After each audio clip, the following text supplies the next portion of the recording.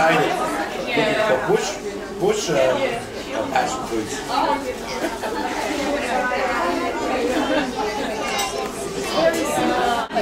Congratulations. Thank you, Dave. A lot of us have got ruby saltbush in our gardens, and probably we've tasted them from time to time. What made you decide to go one step further? What was it about ruby saltbush in particular? Well, I think like you and like lots of people, I have plenty of ruby saltbush in the garden, and they're in abundance, and so it was obvious to do something with it. The house guest that I have suggested a sorbet, and I think that was inspired by the early summer that we've had in Alice Springs, and so my mind just went into action, and I worked out how to put together a saltbush berry sorbet. So how did you work that out? Well, with a couple of disasters. Yeah. Disaster is my secret. No, I picked I'd say probably about 200 grams of saltbush berries, the nice red ones. They're very easy to pick. How do you do that? Yeah, well, you just put your newspaper or a big dish under the tree, and then you run your fingers along the branches of the tree, and they just sort of gently fall off. And you do get an orange stain on your hands, but it washes off with soap very easily. And how many did you need? About 200 grams to make 1 litre of sorbet. I see, okay. And next step, do you mind giving away a few secrets? No.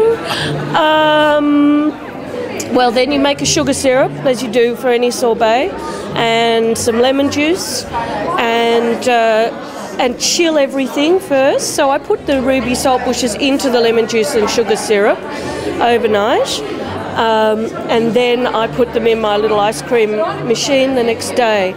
And overnight they had steeped into this wonderful colour, which is like a blood orange colour or burnt orange sunset. Not exactly ruby, but very evocative of Central Australia. I see. Yeah.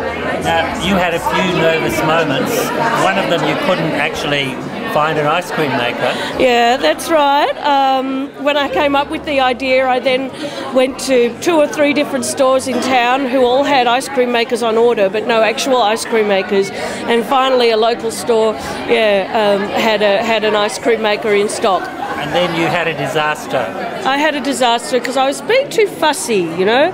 I was putting egg whites and all sorts of ingredients in there, and I was thinking of vodka and this and that and the other, but ultimately the thing that worked was the berries themselves, and the vehicle of the sorbet, which is a palate cleanser. It's a simple recipe, it's just water, and so the subtle flavour of the fruit can really come forward. Isn't that amazing that these things are just so plentiful? They're growing at our feet all around Alice Springs. And they'd be very easy to propagate too.